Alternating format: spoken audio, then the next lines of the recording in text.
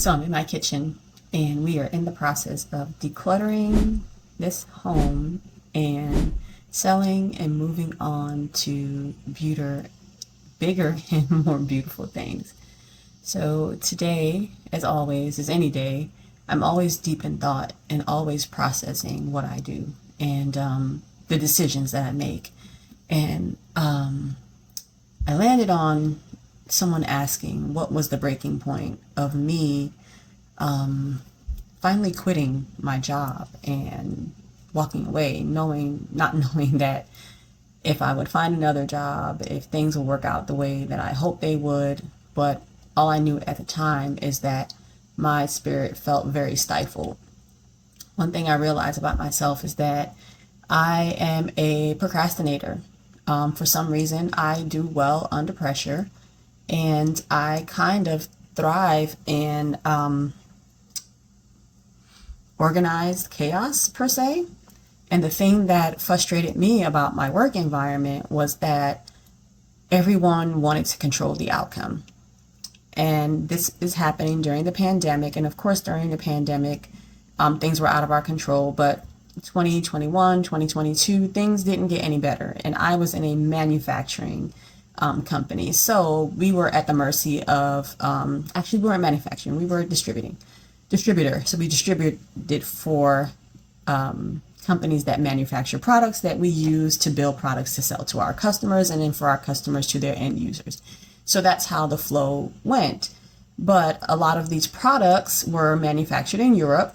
And of course, transit across the seas took time, and other countries were not in a state where their economy was open, where people were moving, where the workforce was producing work. So things had very long lead times. But unfortunately, we had customers who thought that, because they were feeling okay and they were feeling great, that the pandemic should be over, that we shouldn't be in these situations. But okay, wish that, want that, but these are not the conditions that we are dealing with. These are not the cards that we are being dealt at the moment. Yes, we're trying to move on, but the way of the past no longer exists. What you want to go back to will never go back to. And for me, I just want it to flow. Like, if we weren't getting it, we weren't getting it. There's nothing I can do about it. I cannot fly across the globe and go get this. And furthermore, I can't forge it for you. So you telling me that your customer is telling you that they're going to give you a penalty for producing product late. Well, that's not my issue. That is your issue. And that's your issue to deal with your customer. I can only control what I can control. And product that you are promising your customer that I don't make, I cannot control. And no one wanted to go with the flow. There was always this pressure of having to control and having to meet these deadlines, but nothing was guaranteed. And I had many situations where product came in damaged, where product wasn't what it said it was, and there was none of it available, and this was the only one, and unfortunately it wasn't what it said it was. I had a situation where our inventory said that we should have this product and we didn't.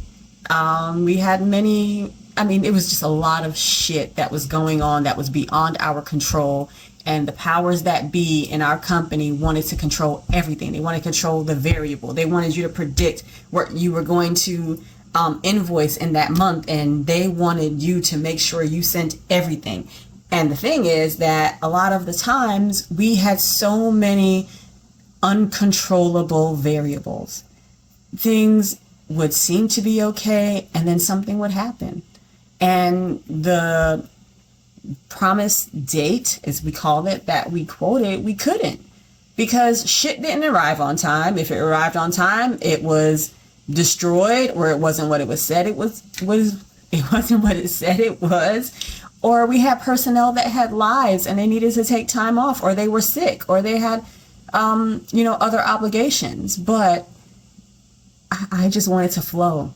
I just wanted to come in and take the day as it went. I did not want the stress of having to constantly follow up and follow up and follow up and keep on holding people to promises that they didn't want to make because they couldn't control the environment they were in. This is why I quit. I said no fucking more. I cannot continue to torture myself like this.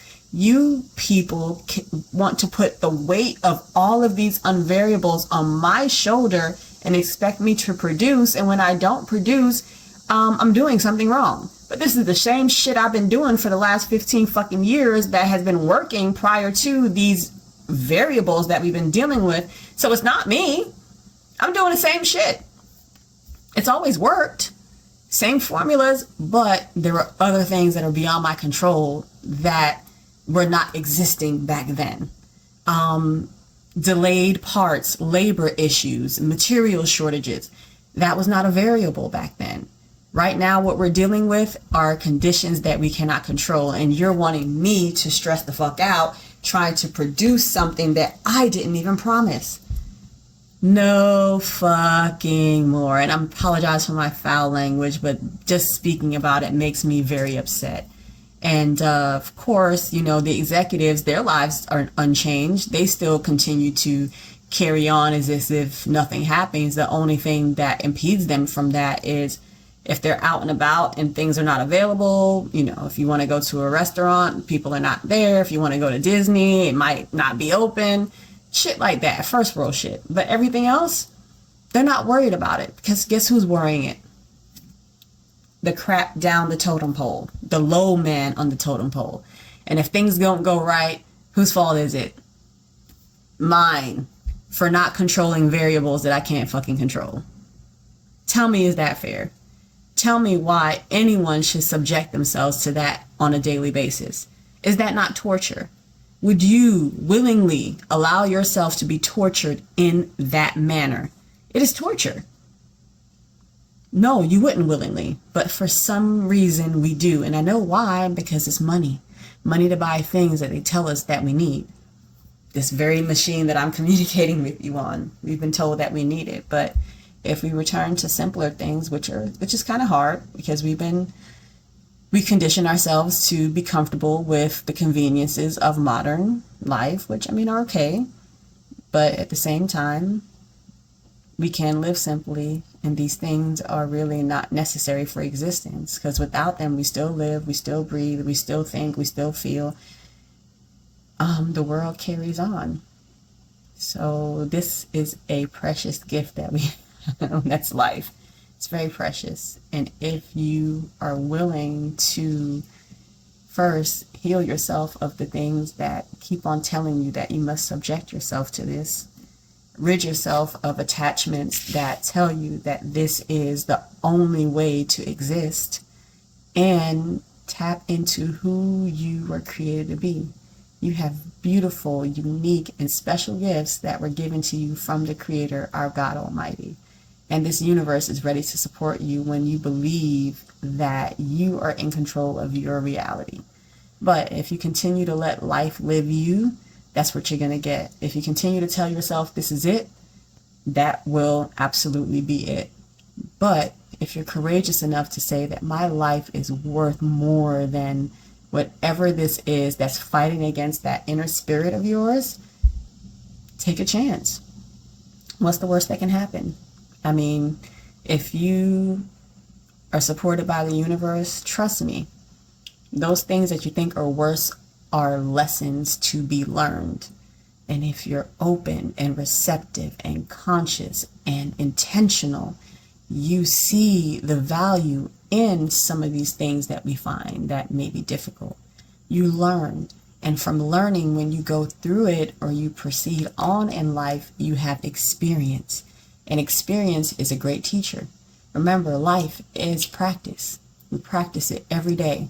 We don't come out the gates knowing everything, but with intention and steps towards goals that we set for ourselves, not what society sets for us, but what we deem valuable to the greater good and to ourselves and to our family. That's what we should pursue. And love is the greatest of them all. When you come from a place of love, trust me, you look at things differently.